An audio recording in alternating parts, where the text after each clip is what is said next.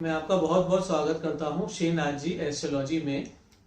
अगर किसी लड़का और लड़की की कुंडली हम मिला रहे हैं तो क्या क्या बातें उसके अंदर हमें देखनी चाहिए, या किसी लड़का और लड़की की अगर शादी की बात चल रही है तो क्या फैक्टर्स होते हैं, क्या हमारे पास में बहुत ही जरूरी विषय होते हैं जिनको देखने के बाद ही हमें उस शादी को फाइनल करना चाहिए। तो आज हम इसी के ऊपर बात करेंगे कि आखिर जो हम कुंडली मिलाते हैं शादी के समय, शादी करने से पहले, तो उस कुंडली मिलाने में क्या क्या चीजों का हमें विशेष ध्यान रखना चाहिए। तो चलिए वीडियो को स्टार्ट करते हैं। देखिए आजकल हम लोग काफी सारी ऐसी कुंडलियां देख रहे हैं जहां लड़का लड़की का जो मिलान है वो प्रॉपर तरीके से नहीं होता है, और जो प्रॉपर तरीके के साथ में लड़का और लड़की की कुंडली नहीं मिलती है तो बाद में उसके बहुत ही विपरीत परिणाम हमें देखने को मिलते हैं। बहुत सारे केसेस इस तरह से आजकल आ रहे हैं और हमने भी इस तरह के काफी सारे केसेस अभी हमारे क्लाइंट्स के भी देखे कि जो प्रॉपर कुंडली मिलान है वो नहीं हो पा रहा है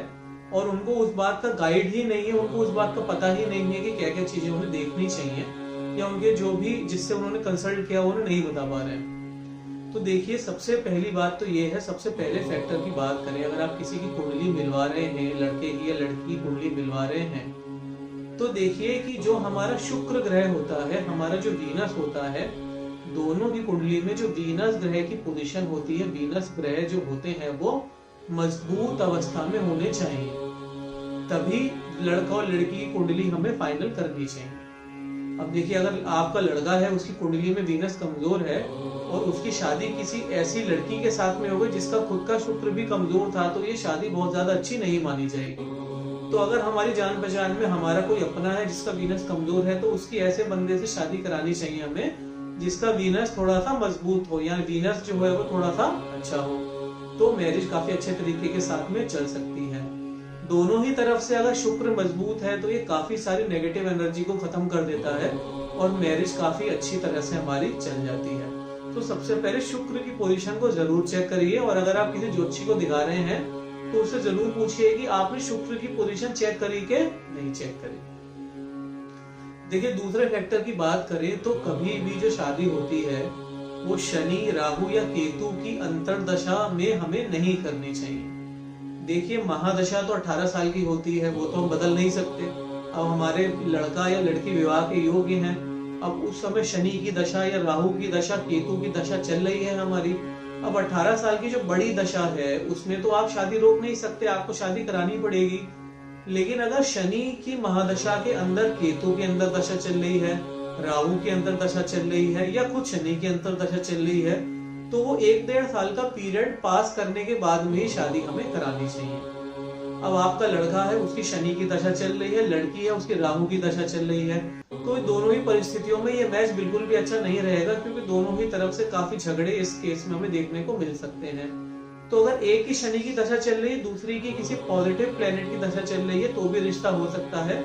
दोनों की ही अगर हम बात करें कि भाई जुपिटर की दशा है, चंद्रमा की दशा है, शुभ प्लेनेट की दशा है, वीनस की दशा है, तो शादी कराना उचित रहेगा। लेकिन दोनों ही तरफ से अगर बहुत ही बुरी दशा चल रही है, एक तरफ से राहु, दूसरी तरफ से केतु, या राहु और शनि या केतु और शनि, इस तरह से अगर दशा चल रही है, तो शादी बिल्कुल भी मत कराइए। ज्योतिषी से बात करिए और अपने एस्ट्रोलॉजर को पूछिए कि आपने दशा चेक करी के नहीं चेक करी।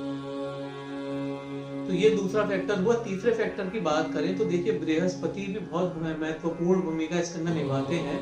तो बृहस्पति की पोजीशन में जरूर चेक करिए। बृहस्पति कुंडली में अगर अच्छे पोजीशन के अंदर है, खास तौर से अगर हम लड़की की बात करें, अगर बृहस्पति बहुत अच्छी कंडीशन के अंदर है लड़की की कुंडली में, तो भी रिश्ता काफी हद तक मैनेज हो जाता है, रिश्ता काफी हद तक समझ जाता है। बट अगर बृहस्पति दोनों ही तरफ से कमजोर है, लड़के की कुंडली में भी बृहस्पति कमजोर है, लड़की की कुंडली में भी बृहस्पति कमजोर है, तो ऐसा रिश्ता कराने से भी हमें बचना चाहिए। तो ये जो फैक्टर्स हैं बहुत इंपॉर्टेंट फैक्टर्स होते हैं जिनको हमें अवश्य ही ध्यान रखना चाहिए कुंडली मिलाने समय। अगर ये फैक्टर हम ध्यान रखेंगे तो हमारी जो कुंडली है वो बहुत ही अच्छे तरीके के साथ में मिलेगी। तो आशा करता हूँ आपको हमारा आज का वीडियो अच्छा लगा, जिसमें हमने कुंडली मिलाने के फैक्टर्स के ऊपर बात करी। अगर आप भी किसी की कुंडली मिलवाना चाहते हैं तो डिस्क्रिप्शन में हमारा नंबर दिया हुआ है। बाकी सारे जो हमने और वीडियोस बनाए हैं, प्लेनेट्स की प्लेलिस्ट है, बाकी इंपॉर्टेंट वीडियोस के लिंक भी डिस्क्रिप्शन में बैठे हैं, तो उन्हें जरूर से देखिएगा ताकि उसका बेनिफिट भी आप ले सकें। और अंत में वीडियो अच्छा लगा तो प्लीज इसे लाइक शेयर और सब्सक्राइब करिए। Thank you so much for watching. नमस्ते।